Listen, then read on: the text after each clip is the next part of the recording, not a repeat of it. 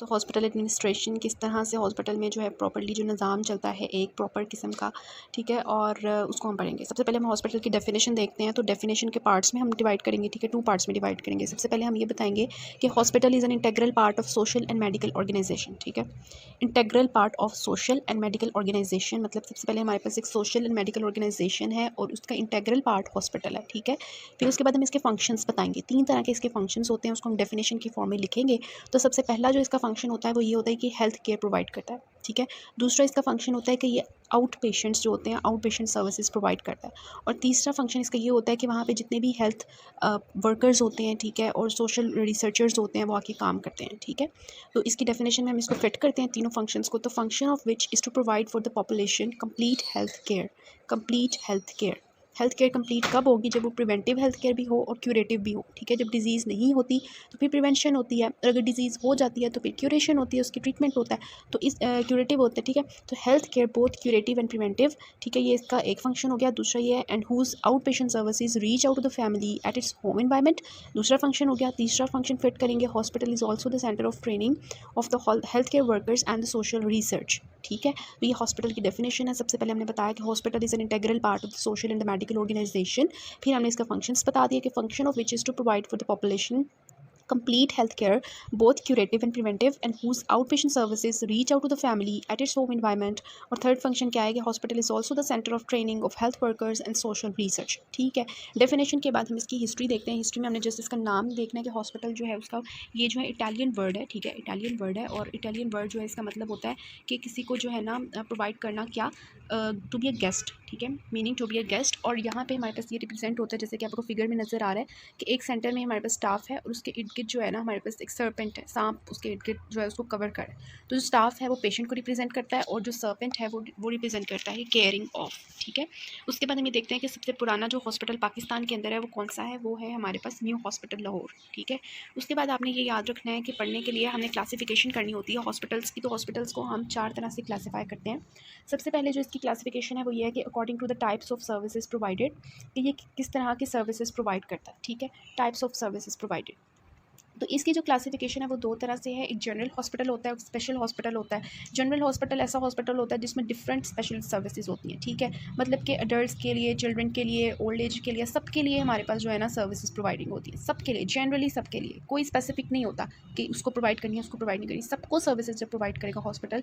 For example हमारे पास medical, surgery, पीड्स, ठीक है, कार्डियोलॉजी, डोमेटोलॉजी, ऑर्थोपेडिक, ऑर्थमोलॉजी, सारी चीज़ें, सारी सर्विसेज प्रोवाइड जिस हॉस्पिटल में होंगी उसको हम जनरल हॉस्पिटल कह देते हैं। और स्पेशल हॉस्पिटल्स होते हैं जो स्पेशली एक सर्विस प्रोवाइड करते हैं, स्पेसिफिक कैटेगरी ऑफ डिजीज़ की सर्विसेज प्रोवाइड करते हैं। फॉर एग्जांपल आई हॉस्पिटल अलग हो गया, हॉस्पिटल ऑफ कार्डियक डिजीज़ अलग हो गया, ईएनटी हॉस्पिटल अलग हो गया, और ऑर्थोपेडिक हॉस्पिटल अलग हो गया, किडनी सेंटर अलग हो गया।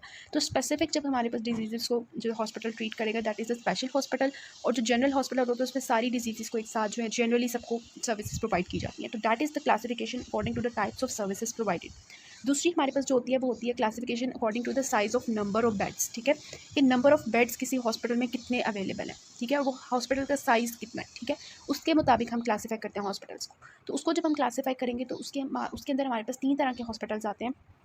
जिसमें सबसे कम बेड्स होते हैं वो रूरल हॉस्पिटल होता है, जिसमें उससे ज़्यादा बेड्स होते हैं वो हमारे पास डिस्ट्रिक्ट हॉस्पिटल होता है, और जिसमें सबसे ज़्यादा हॉस्पिटल में बेड्स होते हैं वो होता है रीजनल या टीचिंग हॉस्पिटल, ठीक है।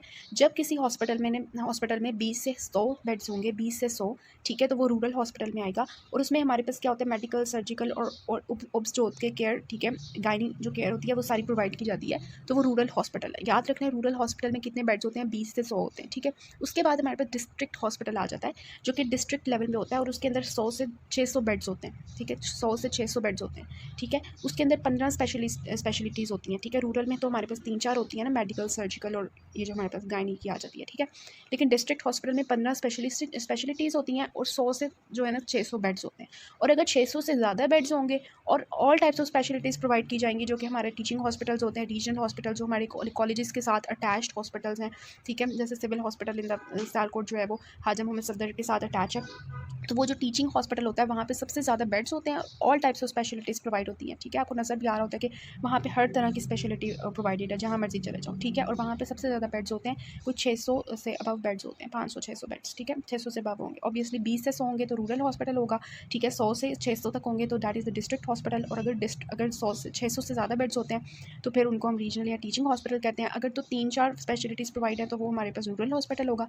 अगर हमारे पास जो है 15 स्पेशलिटीज़ होंगी तो that is the district hospital, और अगर जो है ना सारी किस्म की specialities provide that is the teaching या रीजनल हॉस्पिटल। तो ये हमने दूसरी तरह से इसको क्लासीफाई कर लिया। थर्ड हम इसकी क्लासिफिकेशन करते हैं that is according to the duration of stay, ठीक है। ड्यूरेशन ऑफ स्टे अगर तो थोड़ी देर के लिए जो है शॉर्ट ड्यूरेशन स्टे है तो वो हमारे पास लेस देन 30 डेज़ का होगा, तो उसको हम क्लासीफाई करेंगे ऐसा हॉस्पिटल जो शॉर्ट ड्यूरेशन स्टे रखता है, ठीक है। तो वो लेस देन 30 डेज़ का रखेगा। और एक हॉस्पिटल होता है जो लॉन्ग ड्यूरेशन स्टे रखता है मोर देन 30 डेज़। अगर 30 डेज़ से कम होगा तो that is a short duration stay hospital, और अगर 30 डेज़ से ज़्यादा स्टे कर सकता है पेशेंट तो that is a long duration hospital.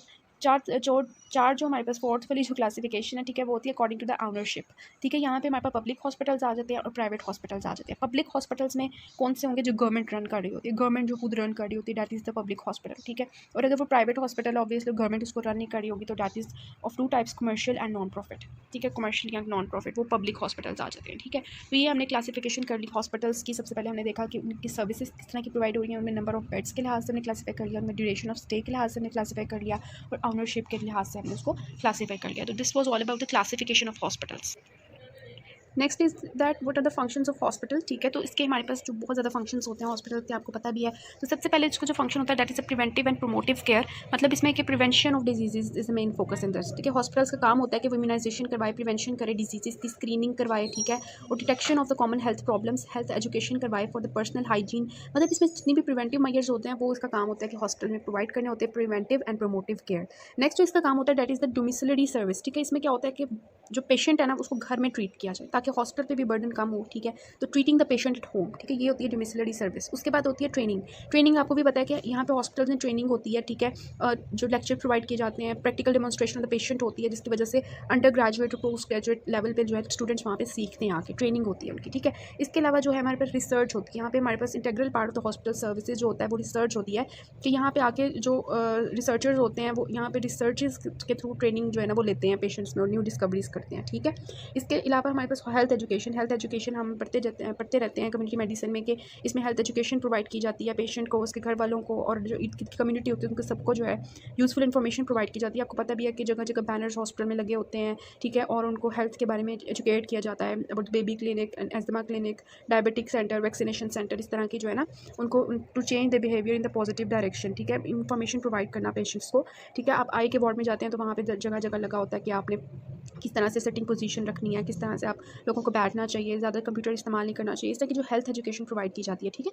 तो हमने अभी तक 4 फंक्शंस पढ़े हैं हॉस्पिटल के स्टेज पे कि हमारे पास जो है इसमें क्या होता है, हॉस्पिटल क्या करते हैं, preventive and promotive education provide करते हैं, केयर प्रोवाइड करते हैं, sorry, preventive and promotive care provide करते हैं, ठीक है। इसके अलावा हमने देखा कि ट्रेनिंग करवाते हैं, रिसर्चिंग हेल्प करते हैं रिसर्च में, ठीक है। इसके अलावा हमने ये देखा कि ये डोमिसिलरी सर्विसेज प्रोवाइड करते हैं। अभी तक हमने 4 फंक्शंस इसके देख लिए। नेक्स्ट हम चलते हैं इसके बाकी फंक्शंस को देखते हैं। इसके अलावा हॉस्पिटल जो होता है ना वो क्यूरेटिव केयर भी प्रोवाइड करता है। पहले हमने प्रिवेंटिव केयर पढ़ी है ना, ठीक है। अब जो हॉस्पिटल है वो ये भी प्रोवाइड करता है क्यूरेटिव केयर, जो हमने इसकी डेफिनेशन में भी देखा था। तो क्यूरेटिव केयर जो हॉस्पिटल प्रोवाइड करता है वो आउट पेशेंट प्रोवाइड कर सकता है, इन पेशेंट सर्विसेज प्रोवाइड कर सकता है।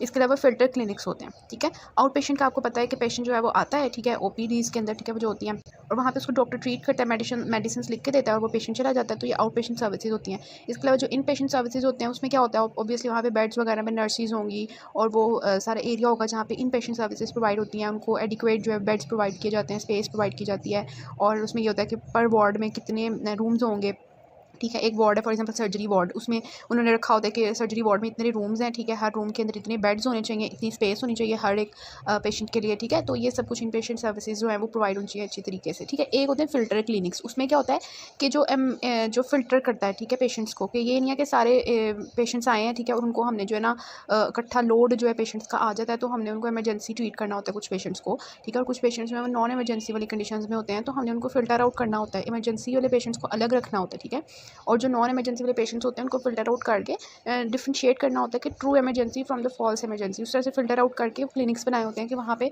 जो नॉन इमरजेंसी वाले पेशेंट्स हैं उनको जो है ना देखा जाए सिर्फ, ठीक है। तो ये हमारे पास हो गया क्यूरेटिव केयर के out patient services, in patient services and the filter clinics. इसके अलावा क्या होता है कि ये हमारे पास प्रोवाइड करता है हेल्थ एजुकेशन, ये ऑब्वियसली इसका काम है हेल्थ एजुकेशन प्रोवाइड करना हॉस्पिटल्स का। इसके अलावा एक्सीडेंट एंड इमरजेंसी सर्विसेज भी हॉस्पिटल प्रोवाइड करता है, ठीक है। इमरजेंसी में जो पेशेंट्स आते हैं उनको, एक्सीडेंट्स में जो पेशेंट्स आते हैं उनको प्रॉपर हॉस्पिटल के अंदर जो है वो सारी अप्लाइंसेज होनी चाहिए, सारी चीज़ें होनी चाहिए, एडिक्वेट जो है सारी होनी चाहिए कि वो इमरजेंसी कंडीशन के पेशेंट्स को ट्रीट कर सकें, ठीक है। इसके अलावा डिजास्टर मैनेजमेंट, एकदम से कोई डिजास्टर हो गया उसके लिए प्रोवाइड डॉक्टर जो हॉस्पिटल्स होते हैं उनके अंदर प्रॉपर इक्विपमेंट्स होनी चाहिए कि अगर कोई डिजास्टर आ जाए, फॉर एग्जांपल फ्लड्स आ जाए, खुदा ना खास्ता, ठीक है। तो इस तरह की कंडीशंस में जो है पहले से जो है वो सारी डिजास्टर मैनेजमेंट की चीज़ें उनके पास होनी चाहिए हॉस्पिटल के अंदर, ठीक है। इसके अलावा डिजास्टर मैनेजमेंट के अलावा एम्बुलेंस सर्विसेज भी हॉस्पिटल के अंदर होनी चाहिए ऑब्वियसली। इसके अलावा जो है जेरेट्रिक सर्विसेज होनी चाहिए। जेरेट्रिक सर्विसेज मतलब कि जो ओल्ड पेशेंट्स होते हैं, ओल्ड बूढ़े लोग होते हैं, उनके लिए प्रॉपर सर्विसेज होनी चाहिए, ठीक है। इसके अलावा फिजियोथेरेपी भी फैसिलिटी होनी चाहिए हॉस्पिटल के अंदर, और लैब सर्विसेज होनी चाहिए, लेबॉर्ट्री सर्विसेज होनी चाहिए, मतलब कि जो भी लैब्स जो सैंपल्स आ रहे हैं ब्लड कल्चर्स वगैरह उसके अंदर वो प्रॉपर्ली उनको जो है लैब्स के अंदर हॉस्पिटल के अंदर होनी चाहिए, लैब्स प्रॉपर जो है चीज़ों के साथ, ताकि उनको अरेंज किया जा सके। इसके अलावा सोशल मेडिकल सर्विसेज, इसमें होता है कि प्रमोटिंग द हेल्थ, ये हो गया कि प्रमोशन ऑफ हेल्थ ताकि प्रिवेंशन ऑफ डिजीजेस हो सके, ठीक है। तो ये हमारे पास फंक्शंस ऑफ हॉस्पिटल से जो आपको भी पता है कि क्या क्या फंक्शंस हो सकते हैं हॉस्पिटल के, ठीक है। लाइक सबसे पहले हमने देखा कि प्रिवेंटिव केयर होती है, क्यूरेटिव केयर होती है। क्यूरेटिव केयर में आउट पेशेंट, इन पेशेंट, फिल्टर क्लिनिक्स होते हैं। इसके अलावा रिसर्च के लिए, ट्रेनिंग के लिए डोमिसिलरी सर्विसेज होती हैं हॉस्पिटल के अंदर। इमरजेंसी एक्सीडेंट सर्विसेज होनी चाहिए, ठीक है। एम्बुलेंस सर्विसेज होनी चाहिए। हेल्थ एजुकेशन प्रोवाइड करना चाहिए हॉस्पिटल्स को। और इसके अलावा फिजियोथेरेपी, लैब सर्विसेज, ठीक है, जेरेट्रिक सर्विसेज, डिजास्टर मैनेजमेंट, ठीक है। ये सारे हमारे पास फंक्शंस होते हैं हॉस्पिटल्स के। उसके बाद इन्होंने बताया कि factors affecting the distribution of beds, ठीक है। किसी भी हॉस्पिटल में जो बेड्स होते हैं उनकी डिस्ट्रीब्यूशन कितनी है, कैसे है, ठीक है, वो सारी अरेंजमेंट किस तरह से है, वो कौन से फैक्टर्स होते हैं जो इफेक्ट करते हैं। टाइप ऑफ हॉस्पिटल, जैसे कि हमने देखा पीछे 3 तरह के हॉस्पिटल्स हमने देखे, rural hospital, district hospitals and teaching hospitals या रीजनल हॉस्पिटल्स उनको कहते हैं। तो टाइप ऑफ हॉस्पिटल पर डिपेंड करता है कि हम उस हॉस्पिटल के अंदर कितने बेड्स हैं, ठीक है।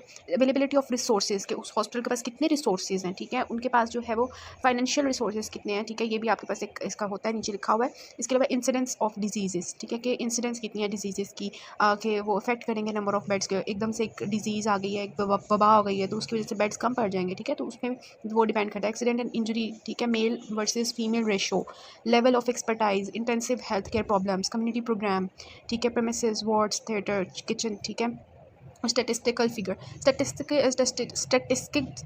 स्टैटिस्टिकल फिगर जो है ना, इसमें हम ये देखते हैं कि average length of stay, turn of a period, percentage bed occupancy and throughput, ठीक है। ये सारी हम स्टैटिस्टिकल जो फिगर्स हैं ना, इनको अभी हम देखेंगे, ठीक है। उसके बाद हम देखते हैं hospital utilisation and statistics. The term hospital utilisation denotes the manner in which the community uses its hospital resources, ठीक है। हॉस्पिटल यूटिलाइजेशन मतलब कि हॉस्पिटल को किस तरह से यूटिलाइज किया जा रहा है, वहाँ पे जो लोग हैं, जो वहाँ जो कम्युनिटी में लोग हैं, वो हॉस्पिटल के रिसोर्सेज को किस तरह यूटिलाइज कर रहे हैं, रिसोर्सेज को किस तरह इस्तेमाल कर रहे हैं, उसको हम हॉस्पिटल यूटिलाइजेशन कहते हैं। फॉर एग्जांपल वहाँ पे बेड्स किस तरह यूज़ करें, वहाँ पे जो चीज़ें हैं हॉस्पिटल की उनको किस तरह से रिसोर्सेज हॉस्पिटल के यूटिलाइज करें, दैट इज़ हॉस्पिटल यूटिलाइजेशन, ठीक है। The manner in which the community makes use of the hospital resources is hospital utilisation. Next audio में हम जो है ना पढ़ेंगे इंडिसेस रिलेटेड टू हॉस्पिटल। इसमें हमने सबसे पहले हॉस्पिटल की डेफिनेशन देखी, ठीक है। फिर हमने देखा कि क्लासिफिकेशन ऑफ हॉस्पिटल्स क्या होते हैं, हॉस्पिटल टर्म का मतलब क्या होता है, ठीक है। उसके बाद हमने ये देखा कि फंक्शंस ऑफ हॉस्पिटल क्या होते हैं। इसके अलावा हमने देखा कि कौन से फैक्टर्स होते हैं जो डिस्ट्रीब्यूशन ऑफ बेड्स को जो है इफेक्ट करते हैं, ठीक है। इसमें हमने देखा type of hospital, availability of resources, financial resources, statistical figures, ठीक है। अभी हम स्टैटिस्टिकल फिगर्स में हमने देखा कि हॉस्पिटल यूटिलाइजेशन जो अभी हम देखेंगे आगे, ठीक है। और हॉस्पिटल यूटिलाइजेशन हमने देखा है कि वो क्या होता है, manner in which the community makes use of the hospital resources. Next audio में इंशाल्लाह हम पढ़ते हैं इंडिसेस रिलेटेड टू हॉस्पिटल।